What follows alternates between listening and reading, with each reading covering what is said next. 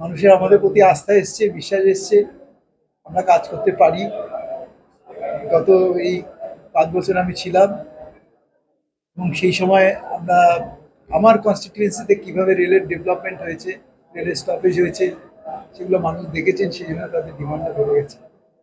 কি হলো যে স্টেশন বাজার বা এই যে গেট, এতগুলো গেটের সমস্যা, ফ্লাইওভার বা কিছু দেখুন, একটা আন্ডারপাস? রেলের একটা পলিসি আছে, সেই পলিসি অনুযায়ী যে সমস্ত ম্যানড রেলওয়ে গেট আছে সেগুলো সেগুলো কিন্তু আস্তে আস্তে উঠিয়ে দেওয়া হয়।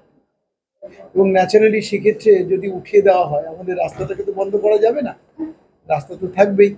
তাহলে আইদার সেখানে ফ্লাইওভার করতে হবে বা আরওবি করতে হবে, অথবা সেখানে আন্ডারপাস করতে হবে। যদি আমাদের এখানেও যে 3 নম্বর গুমটি এবং অন্যান্য গুমটিগুলোর যে সমস্যা, সেটা অন্যান্য জায়গার মতো এখানেও হচ্ছে, পাশে ডিগবাজারেও আছে। এগুলো আস্তে আস্তে উঠবে এবং সেগুলোর একটা লিস্ট অলরেডি হয়ে গেছে। তো এক্ষেত্রে আমি আজকে যে সাহেবদের এনেছি, মানে ওনাদের আমি আজকে আসতে বলেছি, এখানে যত রেলওয়ে আধিকারিক আছে, উনি চিফ বস এই ডিভিশনের, তো ওনাকেও বলেছি আসতে, সরেজমিনে জায়গাগুলো দেখা এবং সেটা করে এক্সামিন করে কিভাবে মানুষের কম ক্ষতি করে।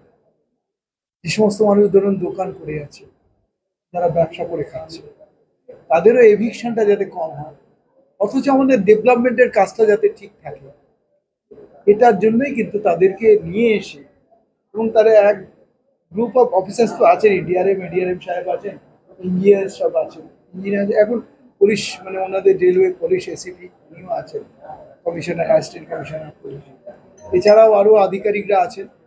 ওনারা সমস্ত ব্যাপারটা দেখার জন্য যে কোথায় কি অসুবিধা হচ্ছে এবং সেটা কিভাবে সর্ট আউট করা যায়, এই প্রবলেমগুলোকে সর্ট আউট করে সেগুলোকে সেগুলোকে কিভাবে ব্যবস্থা করা যায়, উপযুক্ত ব্যবস্থা, সেই জন্যই কিন্তু তারা আসছে। হলদিবাড়ি থেকে নিউ জলপাইগুড়ি কিছু ট্রেনের দাবি জানিয়েছে জলপাইগুড়ি আগুন। আমি আস্তে আস্তে ওনার সাথে আমার কথা হচ্ছিল, লোকাল ট্রেন কিছু, এবার এক্সপ্রেস ট্রেন তো অনেকগুলো হলো, এবার আস্তে আস্তে লোকাল ট্রেনকেও আমাদের ই করতে হবে, কারণ প্রমোট করতে হবে। কারণ এখানকার যে গ্রামের মানুষ, বিশেষ করে কৃষিজীবী মানুষ যারা শস্য উৎপাদন করে, তারা শিলিগুড়িতে একটা ভালো মার্কেট পায়। সেখানে যদি এনজেপি পর্যন্ত যেতে পারে, তাহলে এখানকার আপামর যারা কৃষক মানুষ, তাদের ক্ষেত্রে কিন্তু উপকার হবে। শুধু তাই না, এখানকার ব্যবসা বাড়বে, তাদের সাথে আর্নিং বাড়বে, তাদের ইকোনমিক ডেভেলপমেন্ট যেটা, সেটা হয়।